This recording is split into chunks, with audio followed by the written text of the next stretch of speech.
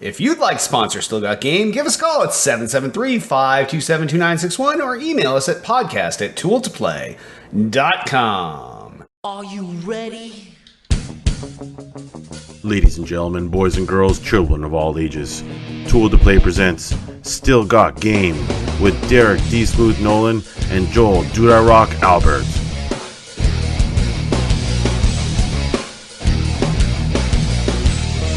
Hey now, welcome back, ladies and gentlemen. Still Got Game, episode 380. Still Got Game's official podcast of tooltoplay.com.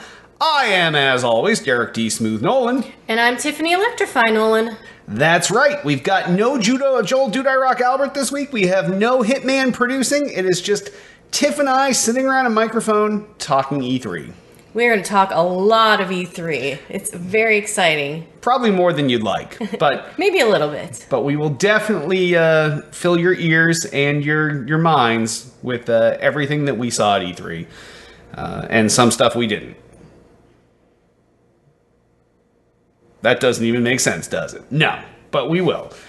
But before we get to the E3 stuff, we'll start off with the show proper. And we'll jump right in the mailbag and give you feedback and questions and Altius's Corner, whatever you want to call this part of the show. Remember, if you want to leave us a voicemail, it will cut you off after a minute. Verk219 comments. After listening to your pre-E3 episode, I've decided I'm going to watch all of the press conference streams this year. You have me hyped. That's awesome. We watched all the streams. We went to a few of them. Mm-hmm. And I gotta say, it was a really, really great year for the press conferences. And we're definitely going to be getting into all of that here in just a few minutes. Yes. So, Verk, maybe you shouldn't have watched them all because now this is going to be a very repetitive show for you. Or we'll say stuff and you'll be like, oh, I remember that. That was pretty cool. I'm actually interested to hear if Verk actually did watch all of them and which one he or she may have liked. Yeah, let us know, Verk, and keep us in the loop. Also, Gamer Blood comments. As people fortunate enough to go to LA and do E3, what are your favorite parts? What are your least favorite? Is it worth it for me to buy tickets? Well, this is a great question. Are we sure this wasn't Altius? No, definitely Gamer Blood, and definitely a three-part question. Yeah, this is awesome. It's a great question. Favorite parts. I know one of your favorite parts, so I'm not going to steal your thunder on that one. Yeah, all right. But other than what you're going to say as your favorite part, I actually just really enjoy any time that we get hands-on with games. So during our appointments, we can actually sit down and play the games. That's one of my favorite parts. All right. While I appreciate getting hands-on games, like I've said, I would skip all of E3 just to go to Pachters Party, and it's my literal favorite part of E3, but that is definitely not something that everyone's, it's not available to everyone. So actually, my other thing is not also available to everyone, which are the press conferences. So that's another one of my favorite parts, is kind of being there for the big hoopla that people see either streaming or back in the day on TV or whatever. My least favorite part, I guess that's the next part of the question. But yeah, those are my favorite parts. Pachters Party, the press events, and like Tiff said, getting some hands-on with stuff. My least favorite part is the actual show floor. I totally agree. And it's not just the show floor, it's the number of people on the show floor. It ends up being very crowded at certain points. It's hard to maneuver. It's just not enjoyable. I don't like crowds very much to begin with. So for someone who doesn't really like crowds to begin with, there's definitely some points in the day where I'm like, I gotta take a break. Yeah, it was hard enough before the last couple of years when the general public started getting in, and now that they're there, we kind of call them the blue badges. Once the blues show up, it becomes almost impossible to move around the show floor, and it makes appointments that much more important to have, and you can kind of, it still is a pain in the ass to get around them to get to your appointments, but it's definitely my least favorite part of the show. For sure. And as to your question, is it worth it for me to buy tickets? I would say probably not.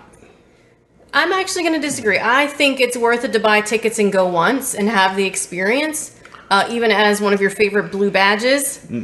Just because, the pictures, the video, all that other stuff just really can't give you that same feeling of being on that show floor and looking up and seeing just the huge billboards and the banners and all the decorations around the booths. Like, you just can't get that same feeling of awe. I know. I question the value for the gamer entries to E3 because, for example, this year they changed it so that real industry people got in hours before the gamer people. When it came to some of the big games, the lines were capped long before the gamer pass people ever got in. So you may get in, you may be able to walk by all these big booths, but you're probably not going to be able to wait in line and play these games you want to play. That's very true. If you plan on going to E3 and expecting to have hands-on and be able to play a lot of games, I would definitely not buy tickets. If you want to go for the experience and just being able to walk around, enjoy things, and maybe play 1 or 2 games a day because you are going to be waiting in long lines, then it would definitely be worth it. All right, fair enough. So we agreed and we disagreed, and they're both right. Also, Samantha Wynn's comments. I can't wait for your post E3 episode. It's my favorite every year. Mine too. I like it a lot. Sometimes it can get a little long, but everyone seems to love them, so I think that's great. Yeah, especially with only the two of us here, and I tend to be more of a talker, and Tiff tends to be more of a colorful commentator. Yeah, non-talker. Yeah, I'm like Chrissy Teigen. I'm like the colorful commentator.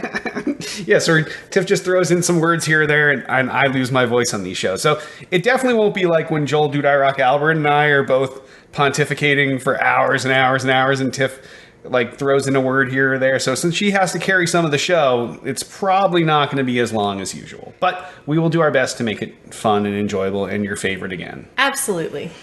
All right. And Altius asks, now that E3 is over and we've seen so many games pushed to 2019, who do you think has the strongest lineup for the remainder of 2018? So now we're to Altius's question. Another great question. Always. Why do we always get these hard questions? I just want feedback. Altius never throws you a softball. I know. So talking about remaining games for 2018, that's a really tough one because there's only a couple platform exclusive type, or not platform. I guess or is it platform? Yeah, platform exclusives or console exclusives. Console exclusives, whatever. Yeah.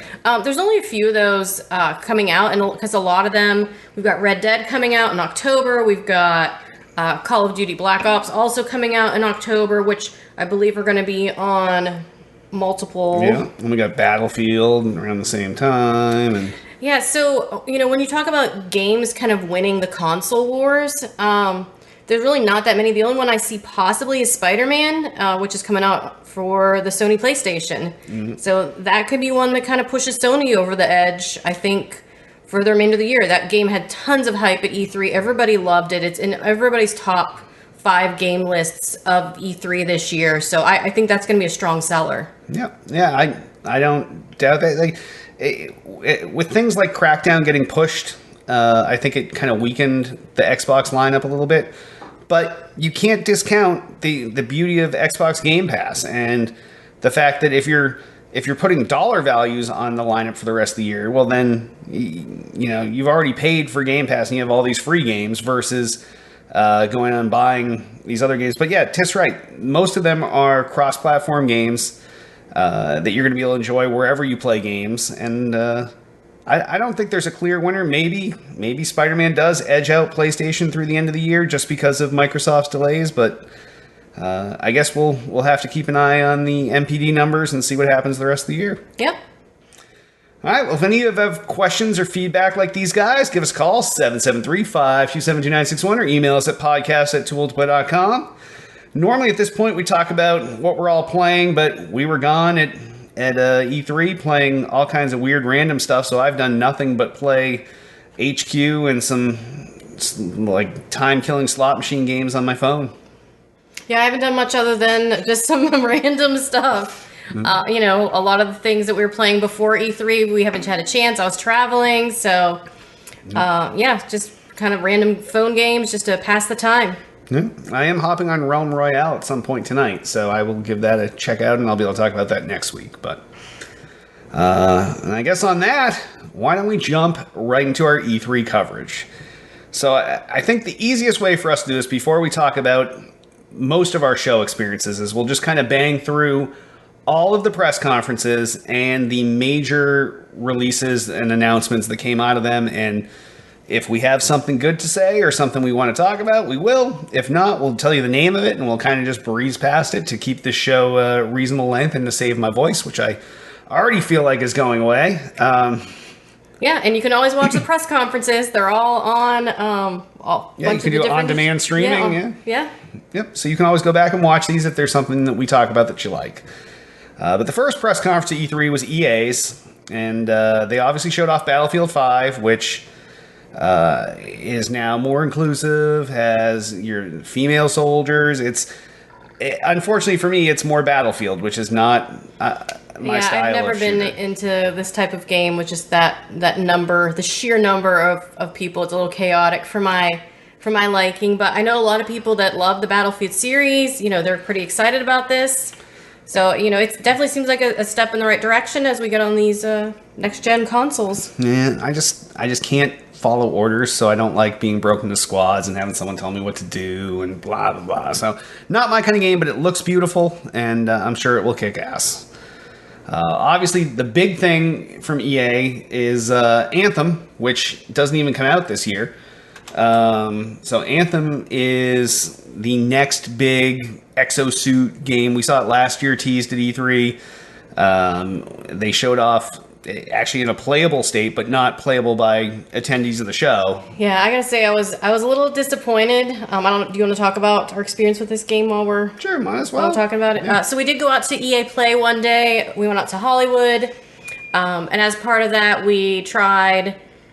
We went and saw Anthem. That's kind of the one big game that we wanted to make sure we saw over at EA Play. I was a little disappointed because we just went into kind of like a theater room, and they had some devs there playing a live version of the game, but we actually did not get any hands-on with the game, and that was one of the ones I definitely was hoping to get hands-on with, and was very disappointed that we didn't actually get to try the game ourselves. It was pretty much the same gameplay that you saw in the press conference. So I kind of didn't feel like extended over that, but I didn't really feel like it was worth it to go out there and see it. I don't know. I felt like as much of that game as I can soak up until it comes out, the better. So I definitely enjoyed seeing it and seeing a little more than the chopped off version from the press conference. But it's a game I'm super excited about.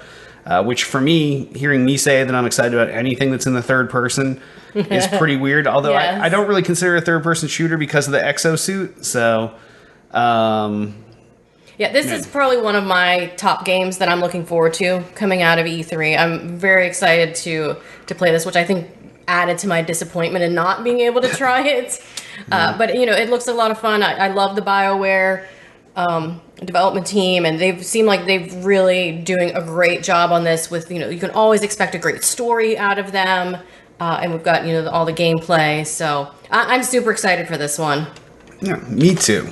I guess then obviously they showed off the things you expect every year: Madden, NBA Live, and FIFA 19. Nothing major, like new roster updates, better graphics, new minor features. Although FIFA, finally, they somehow stole some light.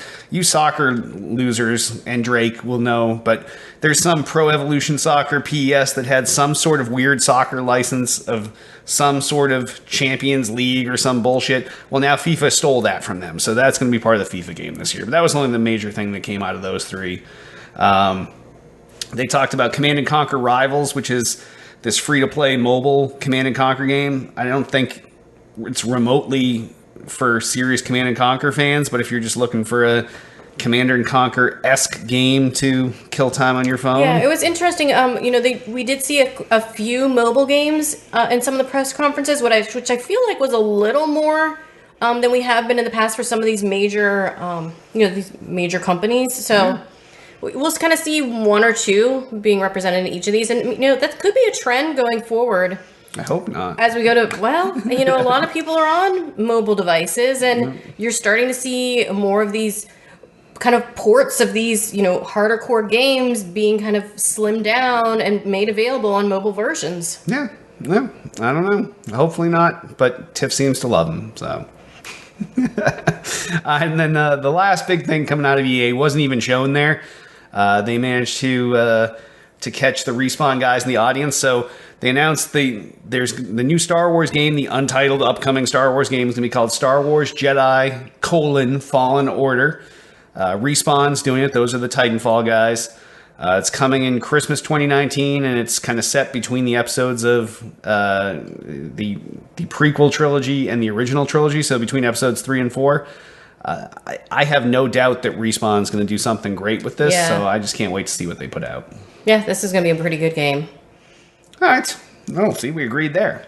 I just want to move us along. All right, so Microsoft. The big bullet points, Halo Infinite. Yes. Almost nothing shown, but I got goosebumps. Oh, for sure. Little tear formed in my eye, so I'm excited for them to do something right with Halo. Gears 5. Haven't been a Gears of War guy ever because of its third-person hiderish. Yeah, but the co-op on those games are always so much fun. I've made you play a few of them. Yeah, and then we had to watch Dom die, so yeah, that wasn't fun. Spoilers. Spoilers for like a 9-year-old game. But people loved it. Looks great. They kind of had what everybody thought was a joke announcement of, oh my gosh, of Gears Pop. Yes, that was the craziest thing. I thought it was really cool, and I'm a little excited for it because everybody loves the Pop Vinyl characters. But this one, who knows? Yeah, it was very unexpected, I guess. Yeah, it seems weird to make a Gears of War game with Pop figures, but this could end up being a trend, though. Could be kind of like the Lego games. Exactly. And then speaking of Gears, they showed off Gears Tactics, which was basically just an XCOM game reskinned with Gears shit in the Gears universe. So nothing to write home about there. They showed off Sekiro: Shadows Die Twice, which is from the From Software guys. Those are the guys that do the Dark Souls games. Not a lot gleaned from that. I checked it out at this Microsoft event after the press conference, but it's really, at this point, all they're showing off is some fighting and some big boss battles. So right, yeah, this was one that definitely confused me. I wasn't quite sure what was happening as we watched it. Yeah, I'm still not sure. So, but I guess over the coming year, we'll learn more about that. Obviously, Forza Horizon 4 was showed off, and as you guys know, I am not a big racing game guy, but this is more my kind of racing game. This reminds me of the Burnout games. Drive around, open world, run into someone, decide to do an event with them, have a good time, and it looks fucking stunning. It looks as good as the other Forza games.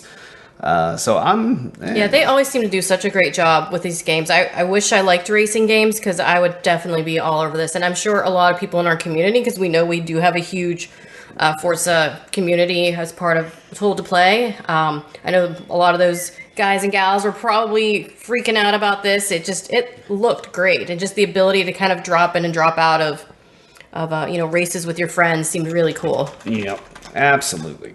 And then they showed off Devil May Cry 5, which is more DMC action. If you're a Devil May Cry fan, that's all for you. Definitely not our style. Dying Light 2, they showed off quite a bit. That looks amazing, but I am not a Dying Light guy. But, who knows? Definitely, if you were a fan of the series or the previous game, then it's going to be something up your alley. They showed off Crackdown 3 again. Yeah, I'm so disappointed this game keeps getting pushed out. Yeah, I'd rather it be pushed out and come out good than on time and shitty.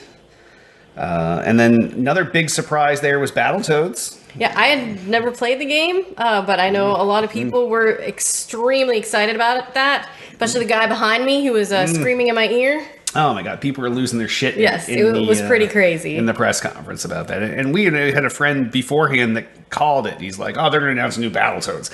Like, completely joking. The odds of pulling that call out during this press conference was fucking 1,000,000 to 1. So the fact that it's coming is crazy, and the fact that it looks as good as it does is an entirely different thing. So I can't wait to see what that actually looks like and check it out and get back to some Battletoads action. Yeah. And then they closed off their presser showing off what will eventually be a multi-platform title, but obviously they got the glory of it, which is Cyberpunk 2077, which is coming from the CD Projekt Red guys that did the whole Witcher series. Yep. and it looks fucking stunning. So what they did with The Witcher for horses and swords and that shit is all cyberpunk and hacking and cool stuff. This was a surprise, definitely at the end of that press conference. If you guys haven't seen the end of the Microsoft conference or you haven't watched the entire thing, I definitely encourage you to watch the end of it. It was really cool how they ended it. It kind of seemed like the whole press conference was getting hacked, and then you see a lot of code up on the screen, and then all of a sudden there's a new game for you to see. Yeah, definitely exciting. So I can't wait to check more of that out. Next presser up was Bethesda's. They showed off Rage 2 again, so that's like the third time we've seen this game now. It's coming spring 2019. Not a lot to say about that. They showed off Doom Eternal, which is basically the Doom 2 remake now, the new one in this new series of Doom games. Looks awesome. I'll definitely be picking that up. I love what Bethesda's been doing with the old id properties, so that's definitely in my wheelhouse. They showed off Youngblood, which is the third in this new series of Wolfenstein games, but this one has co-op play. Where you play as the twin daughters of BJ Blazkowicz, the guy that has been the protagonist of the two recent Wolfenstein games. This one's set in the 1980s, so co-op play finally comes to the series, and everybody's raving about how awesome this series is. So it might be time for us to pick this up, since that's all you. No, I guess not. Well, you'll probably pick that up on the PC, anyways. Probably, but I'm definitely excited for that. Then the huge portion of Bethesda's thing was fucking Fallout 76. Yes, and everyone is just losing their shit over this. It supposedly takes place before the Fallout games. It's a typical Fallout game, massive open world, other real players, and it's what I thought was interesting is that they announced it actually before E3, so we knew it was coming. Yeah. And it's going to be out in November. So that's a pretty quick time frame there. Like, hey, boom, here's a new game for you. Oh, it's coming out in November. Yep.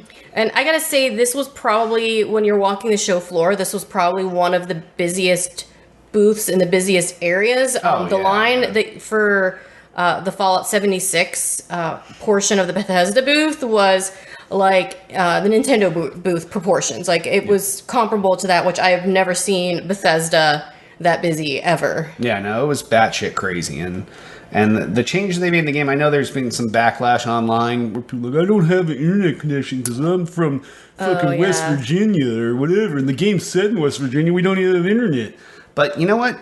It's like, this is a prequel to the other Fallout games. It's got this massive, huge open world where you can run to other real players. You can either work cooperatively with them, or you can nuke their shit. And they've been doing some additional press releases since E3 as well, talking about how they're going to handle griefers and griefing, because that was also a big concern from people after the announcement. Yeah. So I personally think this is super awesome. I like the fact that they've gone from the pure single player to this kind of open world, and actually get to see other people and have it be a little more realistic. So I'm definitely, I haven't been a huge fan of the Fallout games, but this might be my point to jump in. I have no idea. Start at the beginning. Yeah, exactly. The technical beginning. They also showed off this weird game called Starfield, which is like a space RPG. Not a whole lot of information about it, except that they're going to tell us more about it next year at E3. So we'll just hang on that. Obviously, Elder Scrolls 6, they showed a scenery scene. They played the Skyrim music. Yeah, everybody got super excited. And then they were like, that's all you get today. So that's obviously in the pipeline as well, but not in the short term. And the last thing that they had was Elder Scrolls Blades, which is some bullshit free-to-play mobile thing, which I'm sure Tiff is like, loves it. Oh, it's awesome. Yes. No, but it's, like I said, there's the mobile thing. Actually, I think I did pre-order Elder Scrolls Blades accidentally on the iTunes store. Oh my gosh, that's such a horrible plan. Then the next presser up was Square Enix's. So obviously their flagship title that they're showing off is Shadow of the Tomb Raider. That's the third in these new series of Tomb Raider games. Looks fucking amazing. Looks like they've done some tweaks to the combat system, and obviously every year you get those graphical improvements or whatever. But I think it looks stunning, and Yeah, this is definitely one of the games I will be picking up. I loved both of the other Tomb Raider games in the reboot, and I cannot wait to pick this up. Nice. Then they showed off Final Fantasy 14 X Monster Hunter World. This was one of those I was like, what is happening on the screen? Yeah, they took Monster Hunter World, they mixed it with Final Fantasy, and that's coming this summer somehow, and it's weird, and it's not something that I remotely give two shits about. Same. All right. Then there was this weird Awesome Adventures of Captain Spirit, which is set in the Life is Strange universe, and Oh, that was the one with the little kid in the cape? yes, yeah, and it's, I guess technically if you play through this game, you're going to run into characters that are going to be in Life is Strange too, so you could kind of build yourself a rapport with the locations in the world, but it just seems so random. But Yeah, I mean, I played a little bit of the first Life is Strange. I didn't get too far into it, but these are definitely very story-driven. There's a lot of choices, and then, you know, your choices make a huge impact on the rest of the game. nah, it's not my style of game, but I'm sure people are eating this up and are like, holy shit, why are you guys picking on Captain Spirit? It's going to be sick. Then they showed off Babylon's Fall. Very little of that. It's a new IP for Square Enix that's from the people that did Bayonetta. So it's a good pedigree for someone to handle some new IP. So I don't know. I guess we'll wait and see. I have no interest in this one. All right. Just Cause 4. Same. I haven't played any of the other ones. I'm sure there's people that are fans of the series, and Yeah, I'm sure it'll be a great game. It's just not one I've ever played. yeah, I didn't play any of the series, but I know people that swear by it, and it looks great. If you are someone that's into this shit, then you're definitely going to be into Just Cause 4. They showed off another new IP called The Quiet Man, which was this weird thing with this deaf martial artist guy. It actually looked interesting, but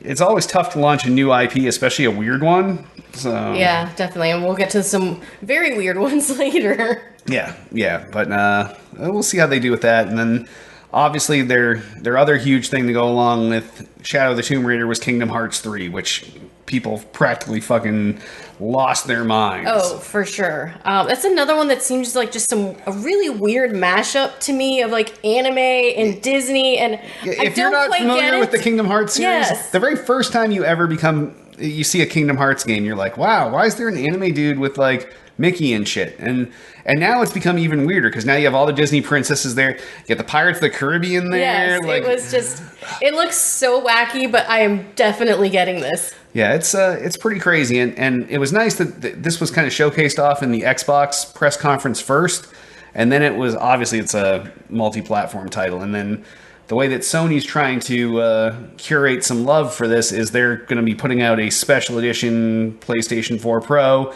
that includes remasters of the previous Kingdom Hearts games. So if you haven't played those are only available on PlayStation. So Yeah, so I think it might be time for us to upgrade our PlayStation. maybe That'd be a good time to do it. especially where it's a game doesn't have online multiplayer, that it's not a big deal, that it's all Right. locked over to the PlayStation at that point. But, Yes. Then next up, presser-wise, was Ubisoft. Obviously, they led off with a Just Dance game and a bunch of weird freaks in masks. You wouldn't Yep. expect anything else from them. Now, that's pretty much what they're known for at this point, is dance games repeated over and over and over. They showed off a little more of Beyond Good and Evil 2. Not like last year, all we had was that awesome CGI trailer with the monkey and everything else. And this year they had more CGI of the monkey, but they showed a little bit of gameplay, which was good. But I'm still holding judgment on that until we see some legit gameplay. Yeah, I don't know anything about these games. Okay, well, the other one was from a long, long time ago, so you really have to dig up an old console to play it. I'm sure we have Yes. one. Yeah, it's probably in the back room with all the old consoles. Trials Uprising, which is the newest in the Trial series, that actually had quite a turnout on the show floor for people checking it out. But it's like another one in their Trials, like motorcycle flipping series of games. Didn't you play Trials? Oh, I have all the Trials. Okay. I get sucked in these because they were more like a keep doing it over and over and over until you do it perfect kind of game. But this one's multiplayer, and we'll see how it plays out. But yeah, I don't. The Trials games are a good mindless way to kill like 15 minutes or 15 hours, depending on how much of a perfectionist you're trying to be. They obviously showed off the Division 2, which was originally shown at the Microsoft press conference, and then we had a moratorium on our coverage of it until after the Ubisoft press conference the next day. So this is the next in the Division series. This one's set in Washington, D.C. Graphically, it looks similar. Well, graphically looks better, but the gameplay-wise looks really similar. This time around, it has character specializations. It's going to have 8-player raids in the game. It's going to have 3 DLC episodes that are all coming for free, and the game's out in fucking next March. Yeah, I gotta say this is one of those games that definitely has a potential. I think they learned a lot from the initial release of the Division, and they did a lot to improve the game and make it better based on a lot of internet complaints. So this is one that I'm definitely keeping my eye on, and seems like a fun one to be able to play with some friends. Yeah, I played some the Sunday night of E3. Yeah, right after the Monday morning of E3. Right after the Microsoft press conference, I had a chance to play some of this, and it was pretty nice. So I might actually give it a chance this time. The first time around, I was too balls deep in Destiny 1, which was doing things right, but now that all we have is Destiny 2 that's doing everything wrong, this might be on my list of things to play. They also showed off Skull and Bones, which they showed for the first time last year. That's kind of their shared world. It was based on Assassin's Creed Black Flag? Yeah, they originally took everything they learned about doing the ship stuff for Assassin's Creed, and they made their own Sea of Thieves game, but it's a little more serious and a big giant shared world. And I want to like it, but I love Sea of Thieves, but I also love pirate shit. Yeah, so. I'm actually super excited to see how much this game has evolved since we first saw it announced at E3 last year. It kind of seemed like a little bit of a joke last year. It's like, hey, we just pulled we made a pirate game too. And we just pulled the ships out of Assassin's Creed Black Flag, and now you can just do some ship-to-ship battles. And it seems like this year they've really fleshed this out a lot more. It seems, like you mentioned, it's much more serious than Sea of Thieves. It seems like, this has a lot of things that people who do play Sea of Thieves have had some complaints about. It's not cartoony. It's, it's much more realistic. Yeah. So I'm excited to see, what happens with this one. I don't know. Oh, I'll check it out. I love pirate games. Yeah. So I'll check it out. They showed off Transference, which was that horror VR game from Elijah Wood's company, which looks fucking freaky. The last place I want to do something like Tiff's a baby. Totally. She doesn't do any cool horror shit at all. She won't watch any movies with me. She's crybaby, but for sure. But when it comes only because, side note, I cannot watch scary movies with you because you jump and you squeal and then you scare me. The movie doesn't scare me. You scare me because of how you react to them. I love jump scares. That's I know you do. The beauty of it. I love to be like I'm fine, and then all of a sudden you're like, ah! And then I'm like, ah! I don't know. I'm more like, ah. No, you're not. No. But anyway, so I like, horror games and all these kind of things, but playing in VR might be a little more than I can handle. Oh, see, I want you to play this, and I want to record you playing this. Okay, maybe I will play this then. So we'll see. But Elijah Wood loves horror, and I know that he's been personally driving this through the company. And I remember he did last year's kind of a teaser for it. So I was excited to see where they went with this, and it looks like it's going to be pretty fucking scary. So check it out. Speaking of last year's Ubisoft, they also showed off that Starlink Battle for Atlas game that they briefly showed off at last year's press conference. This was that one with the... Don't even remember this game. So this was like a toy... It was Ubisoft coming after everybody gave up on Toys to Life. This is when Ubisoft was like, we're going to have this spaceship game with customizable spaceships, and they're going to clip onto your controller, and you're going to do stuff. Oh, I do vaguely remember this one now. Yeah, it just seemed so weird that they got in after everybody else decided it was a dead market, and it's coming out in October, so who knows? Definitely, we'll keep an eye out for that one. Yeah, and then we'll watch the bargain rack for all the shit like. Oh my gosh, we have so many Skylanders. We just have a huge box of Skylanders. Oh my gosh! And if you go to Toys R Us right now, before they're completely closed out, they had all the Skylanders for like 94 cents. Oh my gosh. Last week, and basically any ones you could find there, they were all priced at 94 cents. So if you're in desperate need of Skylanders, go to Toys R Us. Or just contact me because we have plenty. Yes. Then they showed off the Crew 2, which we didn't play the first one, but there's an open beta coming June 21st. So You gonna sign up for that? I sign up for everything. So, and then obviously their other huge game is Assassin's Creed Odyssey. This one is in Greece. So if you're a Greek mythology fan, this is going to be right up your alley. They definitely have made the game more RPG-ish this time, with all the kind of character customization, leveling up, and skill trees and that sort of thing. And this time around, you have two characters to choose from. You can either be a boy or a girl. So it definitely is, and that's not the first game now we've talked about this year where people have finally realized that there's two sexes, and they are definitely trying to make things a little more uniform so everybody wants to play a game and see themselves in the game. So now that chance is coming for more and more people, which is nice to see.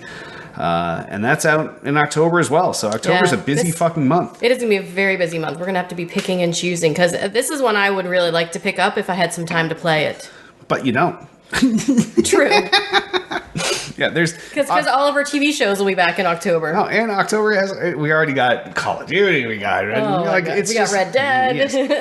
It is the fall is fucked. Like, forget the holiday now. Everybody wanted to get out so far before the holiday to be the one that everyone was playing that now October is like the holiday release month. It's stacked. It's crazy. It is nuts, but.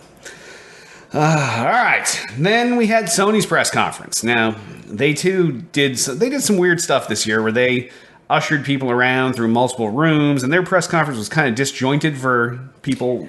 Definitely. Yeah, this was one of those that they focused more on the in-person experience this year for people who were in the room versus people who may have been watching. It was definitely disjointed from the beginning where they showed us The Last of Us Part 2. All the way through the rest of the press conference. I saw what they were doing. They're trying to make it more immersive, but it was very lost on the majority of their audience because the majority of people aren't there in person and they're, at home watching it. Especially where they reduced their audience size because of this new format. They took in only about a tenth of the people that they usually take in for the press conference. So now you've got 1/10 of their usual press conference audience and everybody else is watching the stream, and it did not go well. And their press conference was pretty horribly reviewed among IGN and everybody else. But like Tiff said, they showed off The Last of Us Part 2.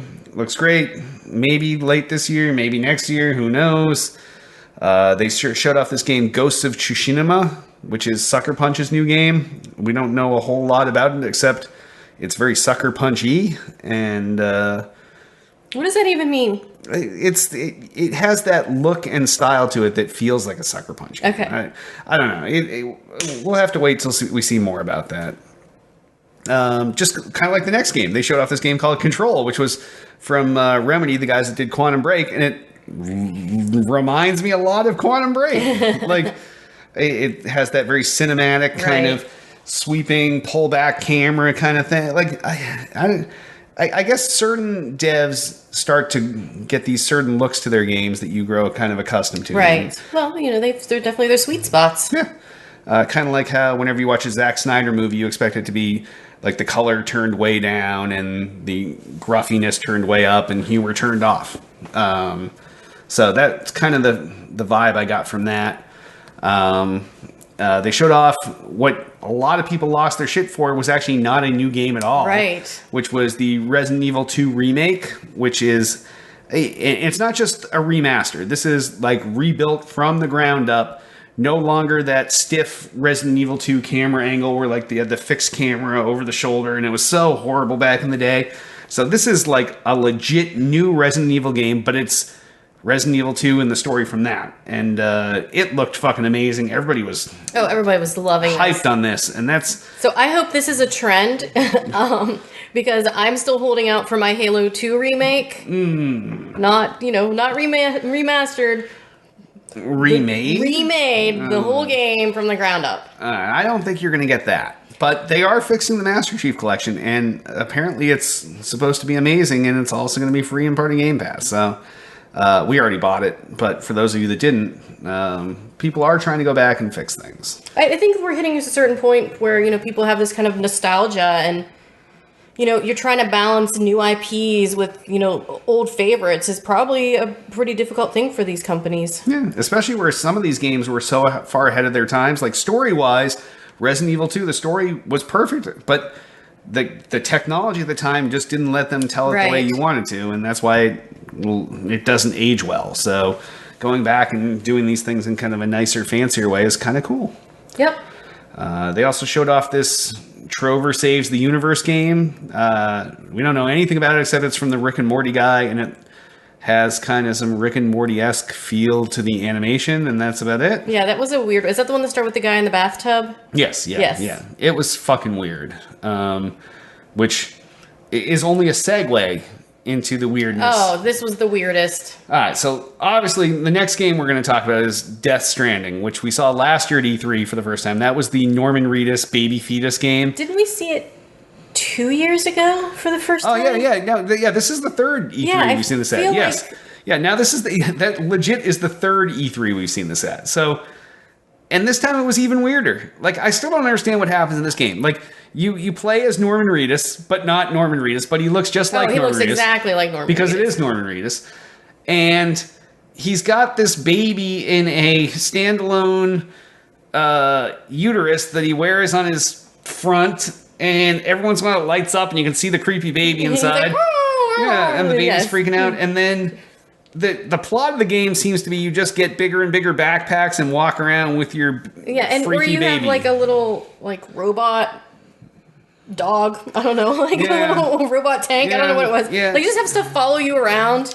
Like carrying your shit. Maybe it's carrying all the stuff that doesn't fit in your backpack. It's like a hiking game. Yeah, I don't know. I don't even understand. It's just weird and gross. And then you've got like this weird little tentacle thing that comes off of your back that I really don't understand it. I don't think we're supposed to understand it. I don't think that anyone has taken enough acid yet to understand this game. But somebody, once this game comes out, they will drop some acid and they'll be like, holy shit, I completely understand Death Stranding. I know there's genius behind this, obviously, but at the same time, it is just some weird ass shit. Hideo Kojima is fucked up. Like, I'll say it. Like, everybody wants to kiss his ass like he's God's gift to video games. He's fucking weird. And some of the Metal Gear games got pretty fucking weird. And this is as weird as it gets for video games. And maybe Hideo Kojima's just fucking lost his mind at this point. Like, but we can't just keep throwing him a bone and be like, oh yeah, it's Hideo Kojima. He knows what he's doing. He's going to make another one. I don't know. This one seems to, like he's gone too far. But I have no idea. But only time will tell. Yes, we will see it again next year at E3. Oh yeah, this is one of those games that's going to take forever to be baked, and then it's going to come out, and the Hideo Kojima fans are just going to be like, oh my god, it's the best game ever. They probably will. Yes. And then the last thing they showed off to end the presser was Spider-Man, which we saw for the first time last year. They showed it off this year. It was playable this year, and everybody that got hands on it fucking mind blown over it. This was definitely the belle of the E3 ball. Yeah, it was not like last year everybody was complaining that because all they showed was that demo and it was like press X to win the game. Like it was more of a quick time events game. Yep. And now it seems like they've actually dialed in and built out the game around what they started with as their demo, and everybody that's played it loves it. And I guess we'll see where Sony goes from there. But overall, their press conference was lackluster. And yeah, they really focused mostly on just first-party titles, which was an interesting angle this year. They had a few other things intermingled in there, but it was really kind of lackluster this year. And, I always try to give Sony a chance. And I just don't really feel like they gave us what the fans want this year. No, absolutely not. And they didn't present it well either, which I think is what left a bad taste in it. Exactly. So then we'll get on to Nintendo, which was another weird conference. So they actually don't do their conference. They do their little treehouse, playhouse, whatever they want to call it now. But So Nintendo did their thing, and they didn't show off a lot, but the things that they decided to show off, they showed off in epic form. So, Oh, for sure. So they started off with this Daemon Ex Machina game. Looked weird, looked fighty, looked Japanese, looked not my style. Definitely not in my wheelhouse. Nope. Then they went back to some that they'd already announced a couple months ago, which was weird, but they gave it a little more leeway at E3, which was Pokemon Let's Go Pikachu and Pokemon Let's Go, the Eevee editions of that game. Yep. Which actually looked pretty fun on the Switch. So Yeah, I think why they reiterated those two games, or those two versions of the same game, specifically is because they did announce a new Pokeball accessory thing, the which Pokeball Plus. the Pokeball Plus, my bad, which this may actually push me over to get a Switch. Wow. I know. Because we've been talking about it for a while. I think between this and the next game that we're going to talk about are definitely some selling points to finally lay down some dough and pick up a Switch. But the cool thing about this Pokeball Plus is that you can actually take your Pokemon that you've caught in your Pokemon Go game, so on your mobile device, Yeah. and you can put them in the ball and you can actually play with them in the Switch game. Yes. You can also use the ball, if I remember correctly, to kind of, when you're out and about as part of Pokemon Go, to be kind of like, Some Pokestop to do action. some Pokestops. You can like pretend to throw it, like you're actually catching Mons. So I thought it was a pretty cool, ingenious way to It's maybe better than revitalize. It's better than the Poke Watch thing that Yes. they made a couple years ago. Yeah, exactly. So I may actually pick this up. All right. Maybe. We'll see. You know, if I get it, you're gonna play it. Okay, yeah, probably, yes. The next thing they show off is something that I've been sorely missing for a long time, which was Super Mario Party. This one out for the Switch, finally. That's out in October, and it is a Mario Party game for the Switch, and it is exactly what you expect. A bunch of fucking small little fun mini games featuring all your Mario universe favorites, and it is... This one looked like a lot of fun. Is this the one that they showed with multiple Switch devices that lined they up? lined them up, yes, Yeah, so that seems really cool. You can even have more than one device set up and really turn it into a party. Yeah, it definitely looked really good, and I've always loved those games. And they're fun with adults, fun if you're drinking, fun with kids, fun for only kids, fun for adults and kids. So those games can do no wrong.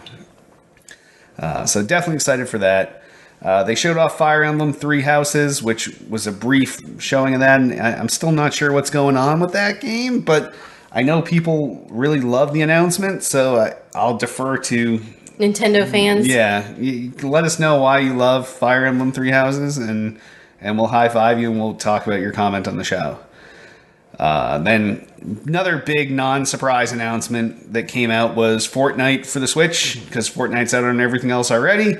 And it actually, the day of the presser, it launched free, and it was during E3, and it that day had like 2 million downloads. Oh which yeah, is- it was insane. yeah, it's pretty crazy. So people are pretty excited about this because you can actually, some people can Yeah. take their Yeah, as long as you're not a PlayStation person, yes, which was as long as you're not a PlayStation person. there was some huge backlash about that, because Sony is obviously the ones that were not playing nicely in the Fortnite Playhouse. So everybody could play crossplay, except Sony didn't allow crossplay with everybody else.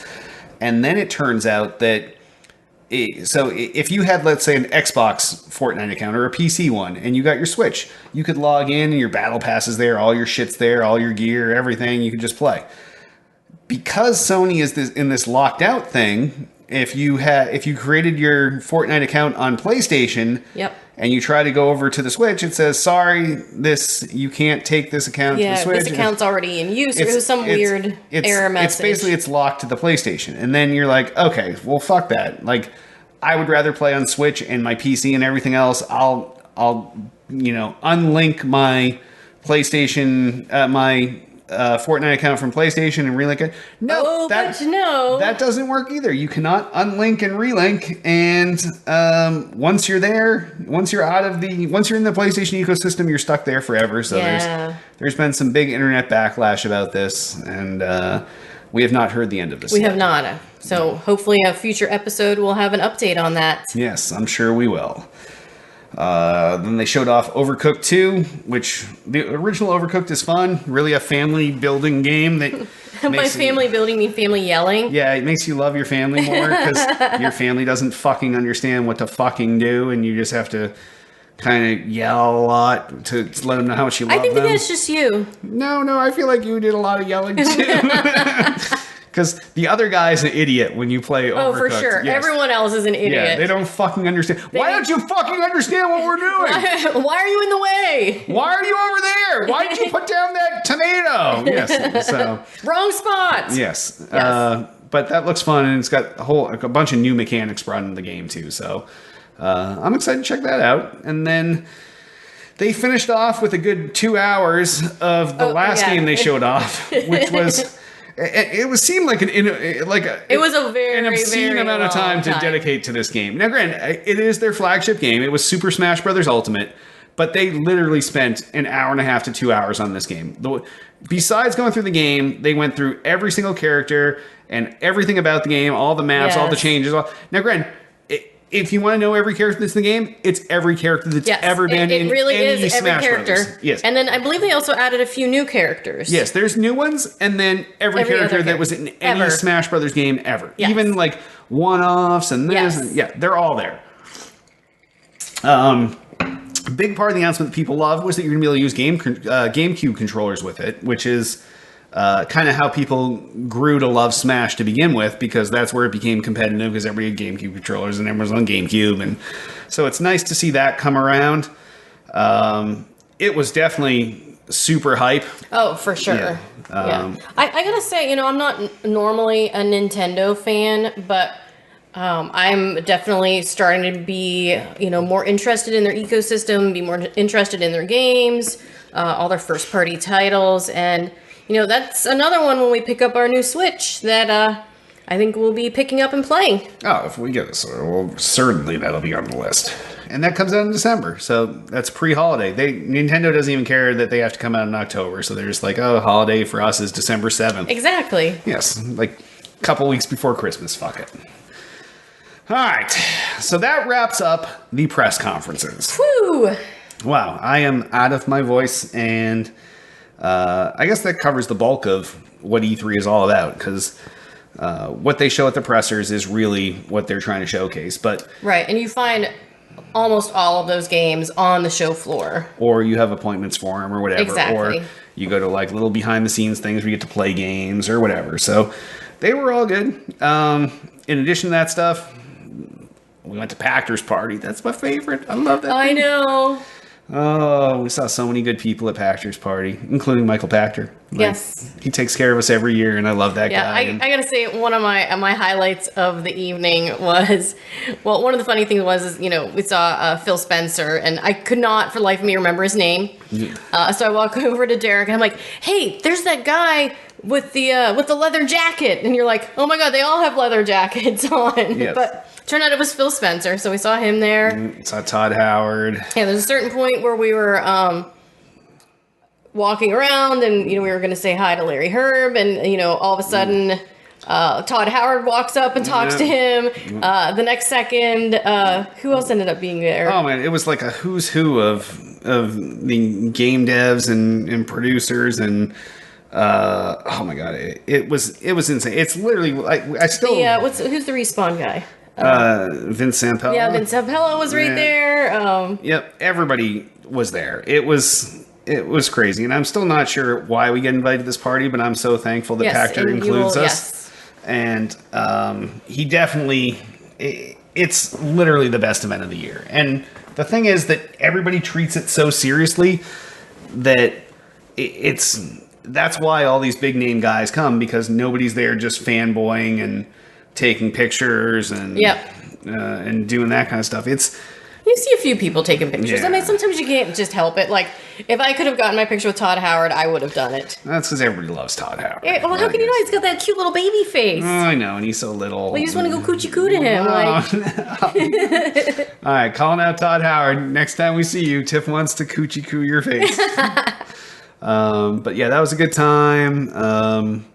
We hit up a couple other bashes while we were there, which was nice. Yeah. And Yeah, it's always fun going out. Well, we hit the Big Bash. yes, The Fortnite. The Fortnite Party Royale, which was the ultimate E3 party. I can only imagine how much money Epic Games spent on this party, but I would have to put it up there in the tens of millions of dollars range. I have no idea. It was the most over-the-top E3 party I have ever seen. And we've been to quite a few E3 parties. Yeah, they had the Coliseum where the Olympics were in LA back in 80 or 84, whenever that was, the Summer Games. And that's where they had the Fortnite Pro-Am, where Ninja and Marshmallow crushed everybody else and won the whole thing. And then in the Coliseum, in the areas surrounding the Coliseum, they had the world's biggest Fortnite party where the whole place was made up like everything you've ever seen in Fortnite. And It reminded me of like an amusement park? Yeah, it reminded me of an amusement park when they, do all the decorations and the theming and all that stuff for Halloween.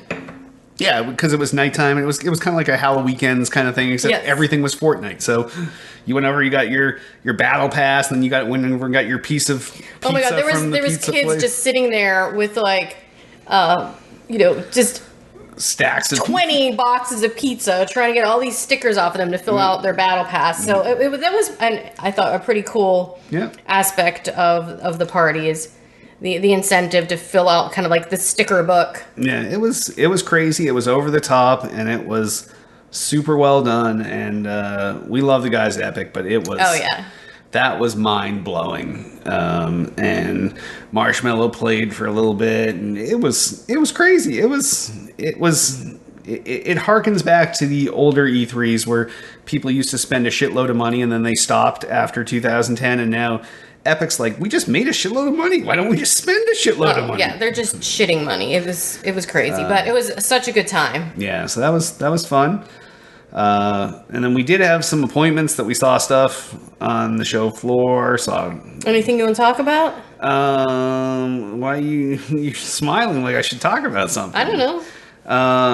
I saw the Lego. We were over at WB Games. Yep. We saw the Lego Supervillains. Yeah, that was actually. It reminded me why I used to like the Lego games, and I had stopped for a while after Lego Avengers. I wish we had more time because sometimes it's just so much fun just to pick those games up and just smash the shit out of everything around you. Yeah, that was. I enjoyed that, and then you checked out. Hitman 2. Yep, that's not usually your type of game. No, it is not. It was a lot of sneaking around, a lot of costume changing. Costume changing and dragging people around. Yeah, into I definitely lockers. would not have gotten through the demo if I didn't have a guide. And I think they had that set up specifically. I mean, each station there, they had someone to like coax you through your Yes. demo so it didn't take you 4 hours. Yes, Yeah. exactly. If I like that type of game, sneaking around, and it was really fun. It was kind of satisfying to complete the mission. And blow that girl up. Yeah. Yeah, but definitely not my type of game. I'm just not I don't have the patience for sneaking around. If I'm going to be playing games, I just want to be able to, play the game and not worry about I hear you. someone finding me out and alerting the authorities. No, you're not a sneaker. You're a run and gunner. Yes, exactly. Then over at Activision, I went and saw Call of Duty Black Ops 4, and I have not played a Call of Duty game in years and years because I was so fucking balls deep in Destiny 1 for 3 years, and then Destiny 2, I started that for a while, and then they fucked me over, and now I'm looking for a good shooter, and I think my shooter could be Call of Duty. I don't know. It's pretty high on my list of things I want to play. I don't know. I enjoyed the shit out of it, and I like some of the changes they made to the game, including like Call of Duty games were always like you get shot a few times and you start to see like the blood in your heads up display, and then you go hide and your health kind of comes back. But now you have like this injector needle with you to get your health back, and you actually have to decide like, do I want to shoot myself up to get my health back, which takes me out of the ability to shoot or do anything else? Or do I want to try to run somewhere and hide? Or if you were in a firefight with someone and you both kind of took some shots, like, is he over there trying to get his health back? Do you rush in even though you're low on health and try to finish him off? Or I don't know. It just changes the dynamic of the game a lot. But I really enjoyed playing that, and it's a good time. And I can't wait till it comes out in the fall. So while you, Derek, were playing Call of Duty in the Activision booth, I was off checking out Destiny and Destiny 2 and its latest release, Forsaken. Boo. Oh, you're such a hater. I did run into Deej while I was up there, which I thought was pretty cool. Just talked to him for a couple minutes. And he was super, super nice. So I introduced myself. As much as I hate Destiny, Deej is one of my favorite people. So he's a good guy. He came to Tool to Play Land once. So yeah. Yeah. Yeah, super, super nice. So I talked to him for a few minutes and then did the new single player mission, the first mission that's going to be part of the new Forsaken. And in it, spoiler, if you haven't heard yet, Cade 6 dies. It's kind of all over the internet, so if you haven't heard that yet, sorry. I'm pretty sure he'll be back, though, even though... You don't think he'll be back? No, they've said he won't be back. I do not believe that for a second. You can only afford Nathan Fillion for so long. I guess. I don't know. I wouldn't be surprised Nathan to see him Fillion back. is no Nolan North, okay? All right. He's way in a different league. I can hold out hope. Yes.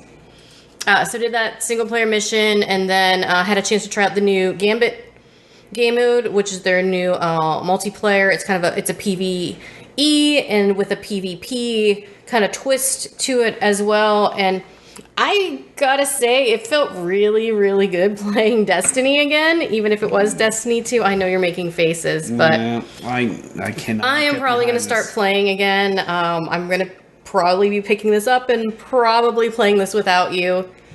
But it just felt like, I don't know, it kind of felt like coming home. Like I just felt natural to That's what Halo's for. to be playing again. Maybe we'll play the Halo remastered. I don't know, but I can't recommend that new Gambit mode enough. It was a really cool twist of. Does it have the longevity though? Will you play it night after night after night for 5 hours a night for 3 years? No, of course not. Nothing. You can't match Destiny 1 in that regards, but I will still play it, and it'll still be fun to play with friends. That's the irony. Is all they had to do was make Destiny 1, Oh my Destiny gosh. 2, Okay. and everyone would have played it. All right, wah. All right, let me give you your tissue. Oh man. So that was, I think. Yeah, so I played. was- I had hands else on did with you play? a whole bunch of things at Microsoft's booth, and nothing that was phenomenal or nothing that the gameplay was real. Like I already talked about that I loved Division 2. I loved playing a whole bunch of other stuff, but this year nothing really was. It either wasn't polished enough or they didn't have hands-on for it. So I think a lot of this year was more about the stuff that's coming than Yeah. the stuff that's coming soon. Yeah, I would agree with that. But overall, it was a great E3. I absolutely love going. My favorite gaming event of the year, and it is definitely a good time. And I don't know. I can't wait to see what they show off next year now, especially now that we've... Well, we're going to see Death Stranding again, of course. Oh, obviously. And there's going to be even weirder and Norman It's Reedus... going to be like a completely different game, Yeah. probably. They're like, Norman Reedus no longer carries a uterus on his stomach on the outside. Like, now Norman Reedus has a uterus helmet. And there's Oh a my baby up gosh. there. Like, I There's don't like know. a baby on his head. I don't know. Even know. It's just fucked up. But it was a good show, and we like what we saw. And if any of you want to follow up and ask more questions about anything we talked about, because we kind of just gave you the hour-plus version of what we saw. So if you want more details on anything, just shoot us a message, let us know, and we'll follow up on it next week, or we'll hit you direct on socials. Oh, or it's whatever. summertime, so who knows when our next show will be. Yeah, hopefully it's next week. Yeah, We'll see. of course it'll be next Yes. week. Yeah. Yes. But all right. Now, normally we'd also do some news during the show, but it's been a long show, so we're just going to cut right to wrapping things up. So, if we had sponsors for this episode, this is when we would tell you what they were selling and what you would pay them and blah blah blah. Yes, But- if you would like to sponsor us, we are accepting sponsors. yeah, so give us a call, 773-527-2961. Email us at podcast@tooltoplay.com. You tell us what you're selling. We'll tell you what you're going to pay us. We'll sell it. You pay us. Boom, done. Twitter us up. You can find everything Tool to Play related at twitter.com/Tool to Play. You can find everything podcast related at twitter.com/still_got_game.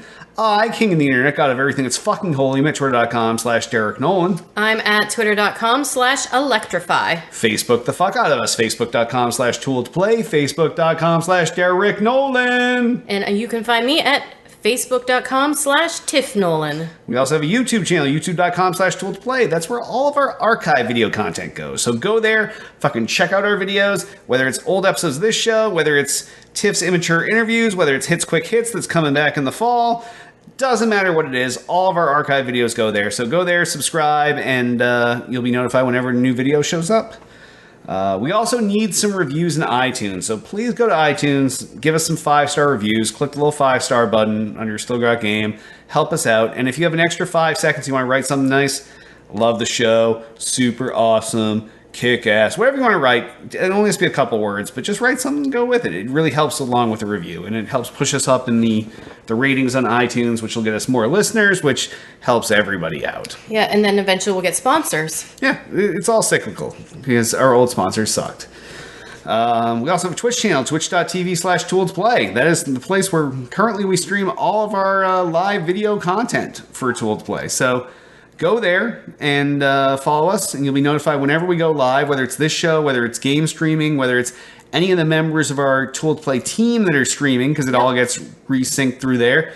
So follow us there, you'll be notified when we're live. But there's also a subscribe button there. So if you go there and subscribe, that is the way to give your hard-earned cash money to Tool to Play and directly support us. So it costs you $5 a month if you hit the subscribe button.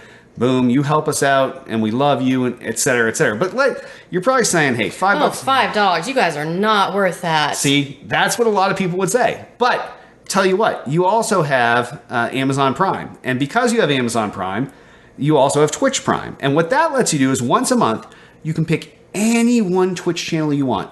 And you can subscribe to them using your Twitch Prime absolutely free. So it costs you nothing, and it gives us the $5. The caveat is you have to remember to go back in each and every month and resubscribe using your Twitch Prime subscription. But you'll remember that because you're going to be listening to the show. I'm going to say the same thing the next week. And then I'm going to say the same thing the next episode over and over and over. And I'll always remind you. You'll always redo it. It'll cost you nothing. It'll give us $5, Twitch Prime.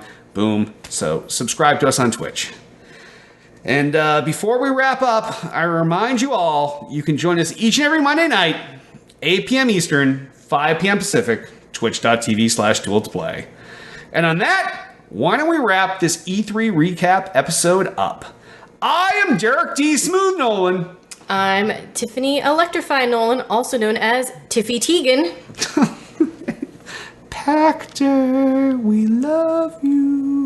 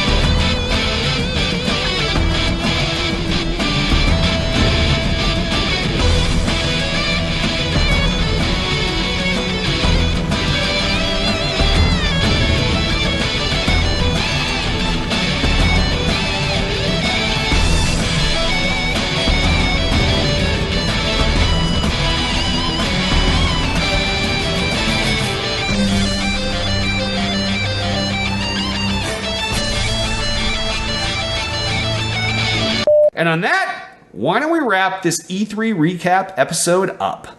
I am Derek D. Smooth Nolan. I'm Tiffany Electrify Nolan, also known as Tiffy Teigen. Pactor, we love you. Todd Howard's so cute. All right. We're probably not going to do a post show this week. There will be no post show this week, but thank you for tuning